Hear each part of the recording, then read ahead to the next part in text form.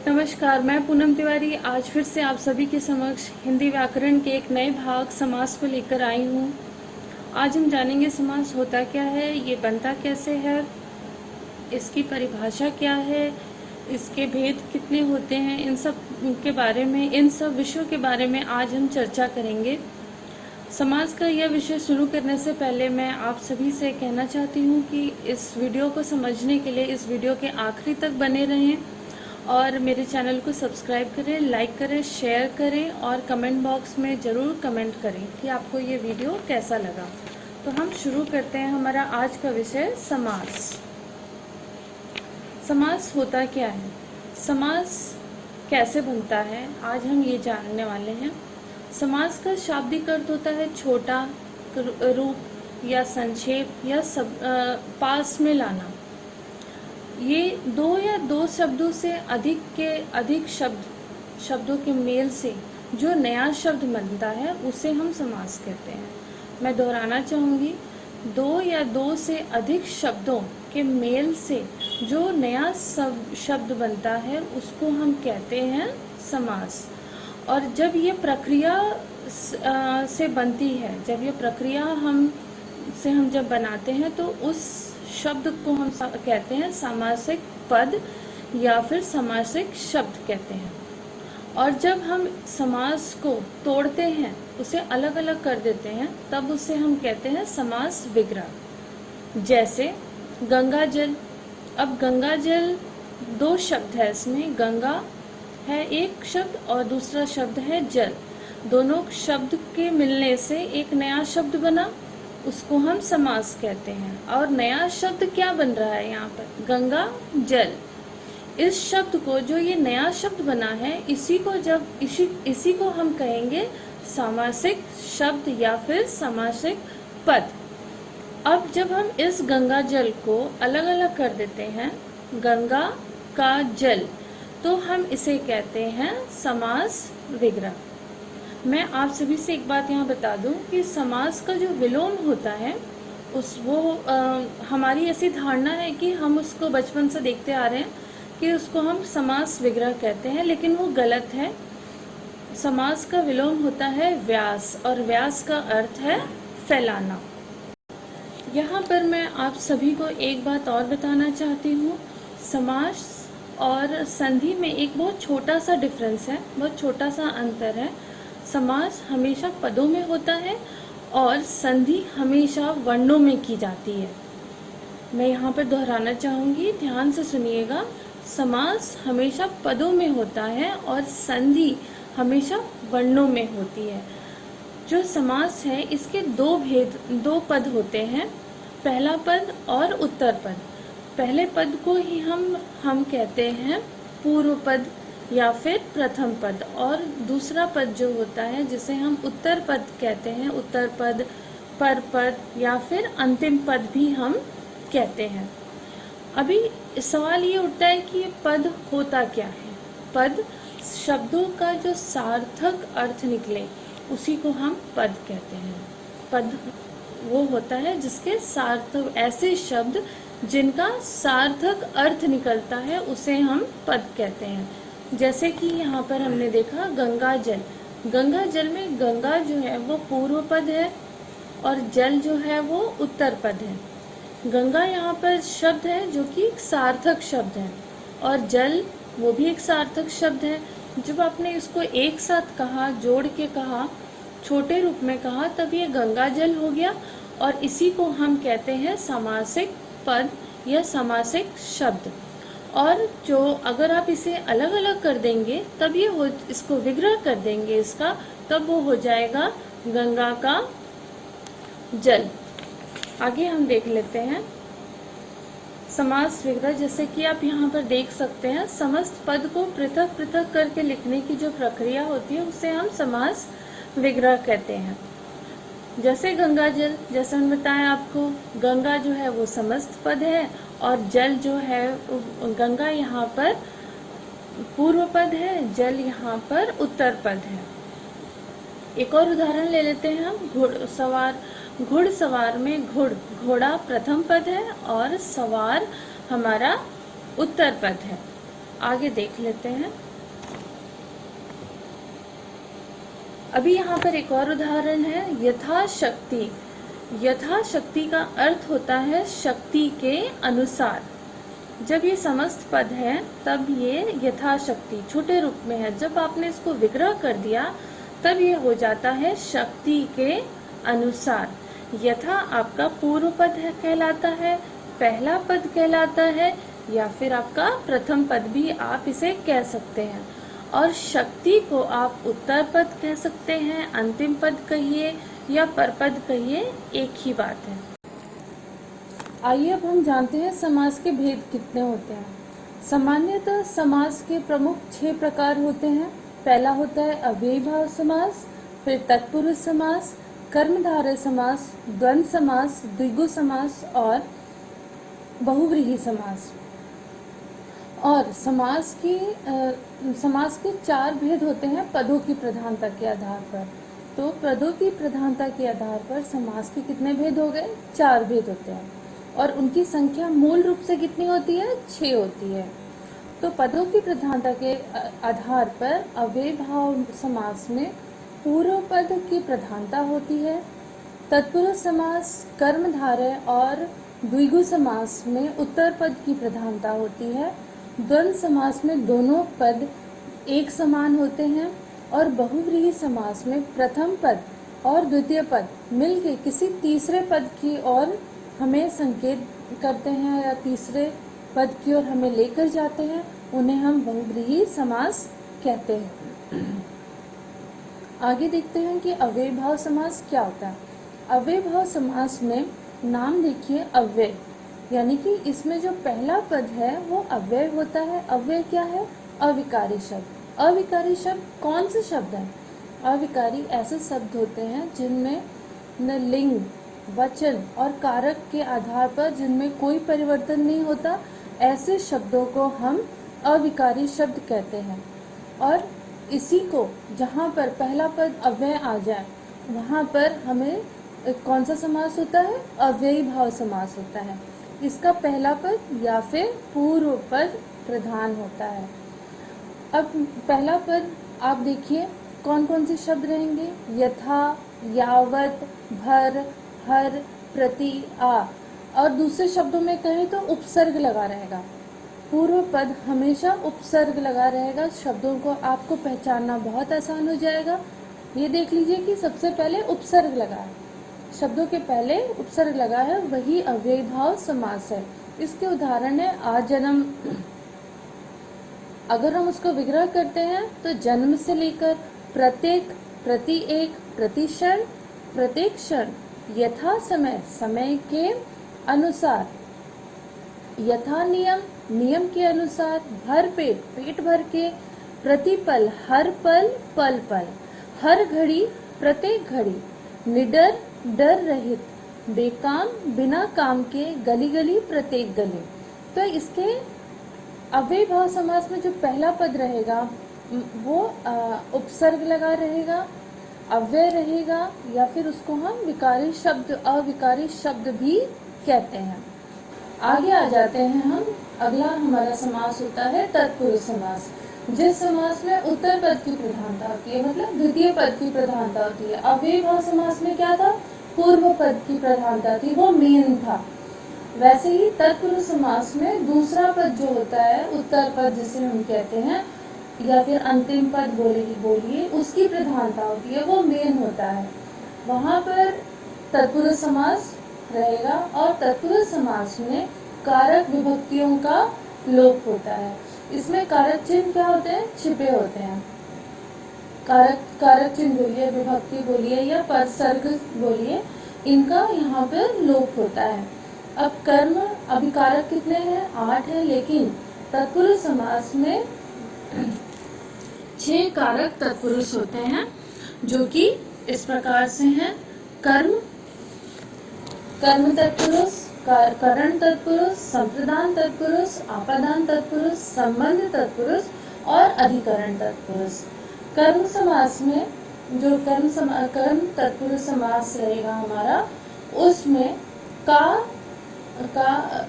को शब्द का, को का हमारा लोप रहेगा। को शब्द का हमारा ये विभक्ति है जो जिसका हम यहाँ पर लोप रहेगा।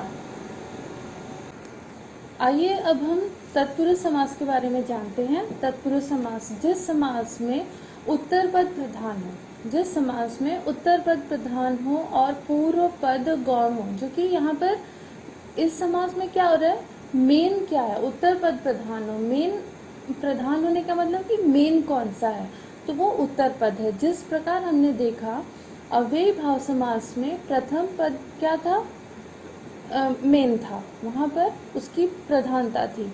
लेकिन यहाँ तत्पुरुष समास में उत्तर पद की प्रधानता होती है और यहाँ पर कारक चिन्हों का, कारक विभक्ति का लोप होता है। उन्हें हम क्या कहते हैं, तत्पुरुष समास कहते हैं। और इन्हीं विभक्तियों को, इन्हीं परसर्ग को पहचानने की इस समास में ज़रूरत होती है कि हमें बस पहचानना है कि यहाँ पर कौन सा विभक्ति यहाँ पर हमने प्रयोग किया हुआ है। तत्पुरुष समास के मुख्यतः 6 भेद होते हैं। कर्म तत्पुरुष, करण तत्पुरुष, संप्रदान तत्पुरुष, आपादान तत्पुरुष, संबंध तत्पुरुष और अधिकरण तत्पुरुष। अब देखिए यहाँ पे इनकी विभक्तियाँ क्या होती है। कर्म तत्पुरुष, कर्म की विभक्ति क्या है, को। करण की विभक्ति से और के द्वारा। संप्रदान की विभक्ति के लिए, को। आपादान की विभक्ति क्या है, से। संबंध में का, के, की, ना, ने, नी और रा, रे, री, ये विभक्तियां हैं। अधिकरण में और पर विभक्ति का प्रयोग हम करते हैं। अब आप देखिए करण में और आपादान में दोनों में एक विभक्ति है से, जो कि दोनों जगह है। अभी कौन सा हम कहाँ इस्तेमाल करेंगे, कौन सा प्रयोग करेंगे, दोनों में क्या अंतर है, तो देखिए आपादान जो है, यहाँ पर आपादान में जो से हम परसर्ग का प्रयोग कर रहे हैं, ये हम प्रयोग में लाते हैं जहाँ पर अलगाव हो, लज्जा हो, भय हो, रक्षा हो और तुलना। आपादान में जो से परसर्ग का इस्तेमाल हो रहा है, प्रयोग में आप ला रहे हैं, कब लाते हैं, जहाँ पर वाक्य में अलगाव हो, लज्जा हो, भय, रक्षा और किसी चीज़ से अगर तुलना की जा रही है। उदाहरण के तौर पे जैसे मैं बोलूँ चूहा बिल्ली से डरता है, तो यहाँ पे कौन सा भाव आ रहा है, भय का भाव। पेड़ से फल गिरा, यहाँ पर क्या हो गया, अलगाव आ गया है।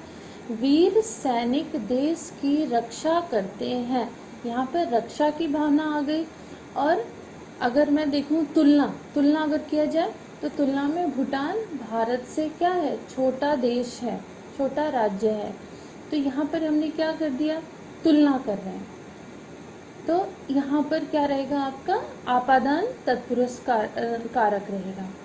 और जो करण कारक है, ये आपका यहाँ पर जो आप से का इस्तेमाल कर रहे हैं, ये साधन के लिए इस्तेमाल हो रहा है। जैसे मैं बोलूँ राम ने रावण को बाण से मारा, तो राम ने रावण को किससे मारा, बाण से मारा। मैं बस से स्कूल जाती हूँ, तो मैं कौन सा साधन लेके जा रही हूँ, बस से, उसका हेल्प लेके जा रही हूँ, उसकी सहायता ले रही हूँ मैं, तो वहाँ पर करण तत्पुरुष रहता है। इसके उदाहरण हम देख लेते हैं। तत्पुरुष, कर्म तत्पुरुष में कौन सी विभक्ति है, को विभक्ति।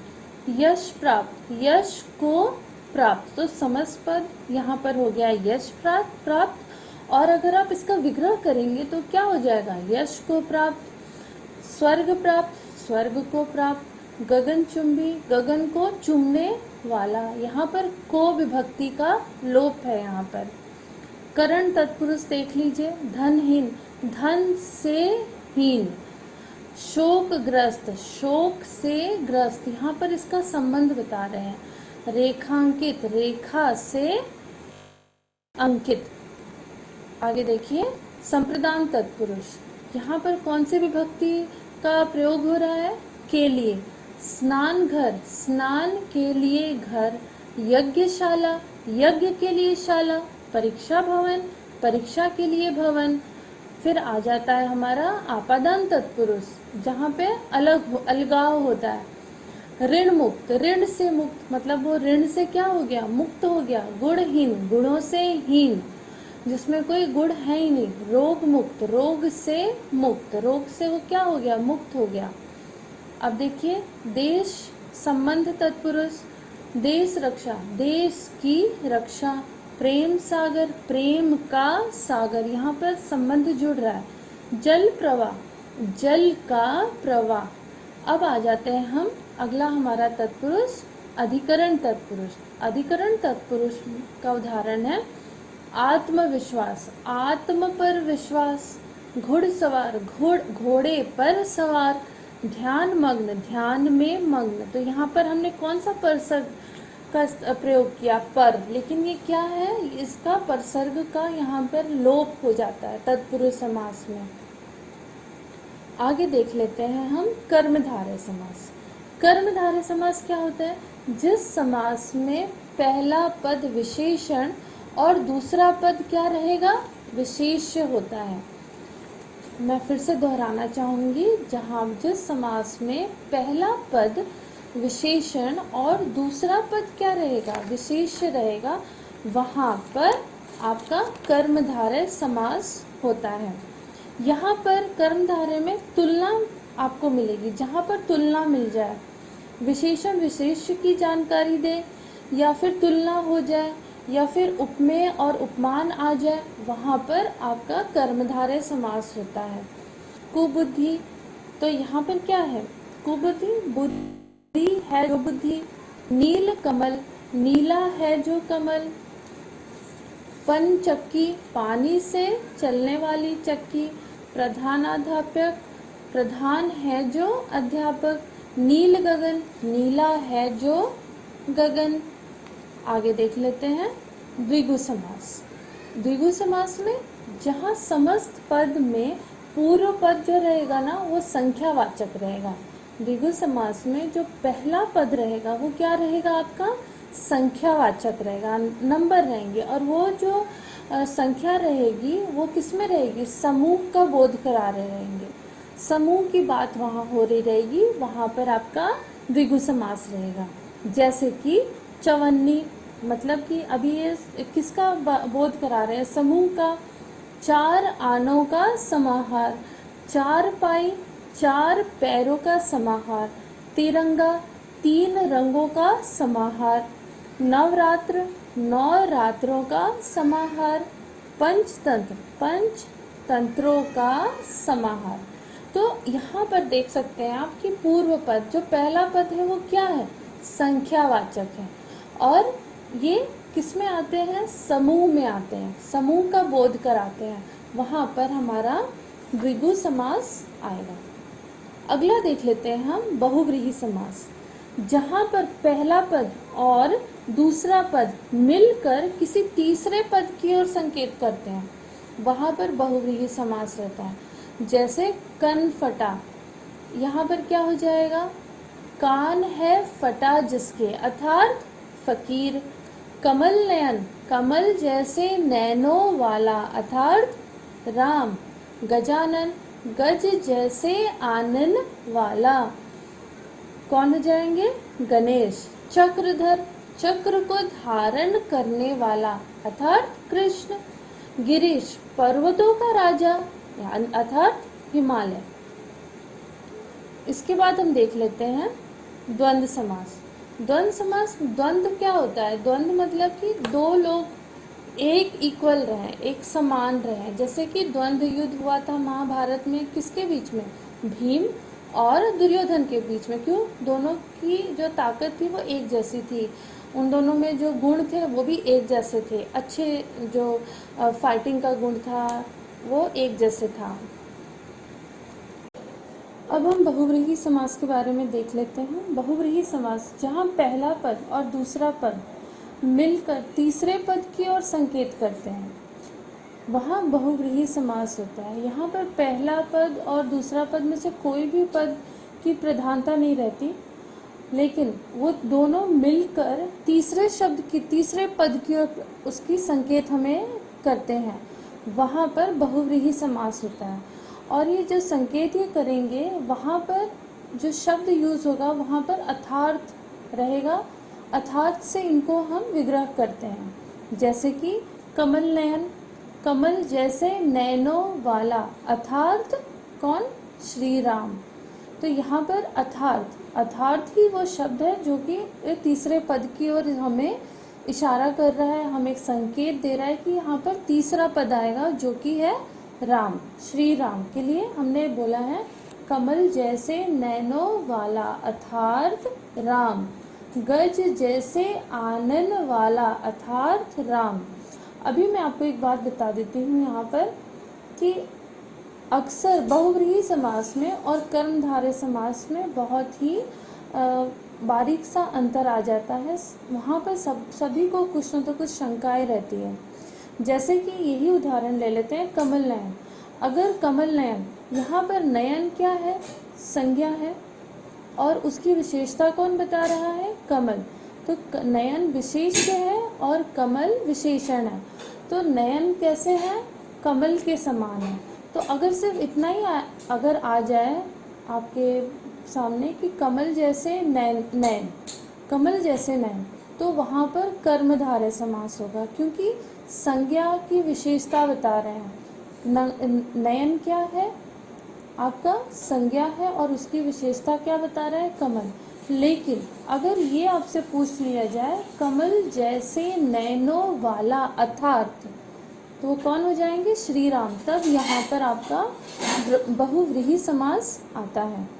परीक्षा की दृष्टि से अगर देखा जाए, अगर कमल नयन अगर एक प्रश्न में दिया हुआ है और उसी प्रश्न में आपसे पूछा जाए कि ये कौन सा समास का उदाहरण है और उसमें बहुव्रीहि भी है और आपका कर्मधारय भी दिया हुआ है, दोनों अगर आ गए तो आप वहाँ पर बहुव्रीहि समास को प्रधानता देंगे, वहाँ पर बहुव्रीहि समास की प्रधानता होगी। वैसे दोनों एक साथ आते नहीं हैं, लेकिन अगर दोनों आ गए, कर्मधारय समास और बहुव्रीहि समास आ गया, तो वहाँ पर बहुव्रीहि समास की प्रधानता होगी। और अगर अलग से है कि कर्मधारय है, द्वंद्व समास है, अव्ययीभाव है या फिर द्विगु समास है, तो वहाँ पर आप इसको कर्मधारय आप टिक करेंगे। तो ये था हमारा बहुव्रीहि समास के उदाहरण। आगे देख लेते हैं चक्रधर, चक्र को धारण करने वाला, अर्थात कृष्ण। गिरीश, पर्वतों का राजा, अर्थात हिमालय। कनफटा, कान है फटा जिसका, अर्थात फकीर। तो अभी आगे देख लेते हैं हम। अब हम देख लेते हैं द्वंद्व समास। द्वंद्व समास क्या होता है? जिस समस्त पदों में दोनों पद समान है वहाँ पर द्वंद्व समास होता है। दोनों पूर्व पद और अंतिम पद दोनों क्या रहेंगे? समान रहेंगे। उदाहरण के लिए अन्न जल, अन्न और जल।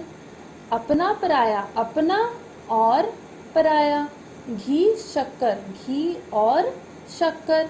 माता पिता, माता और पिता। भाई बहन, भाई और बहन।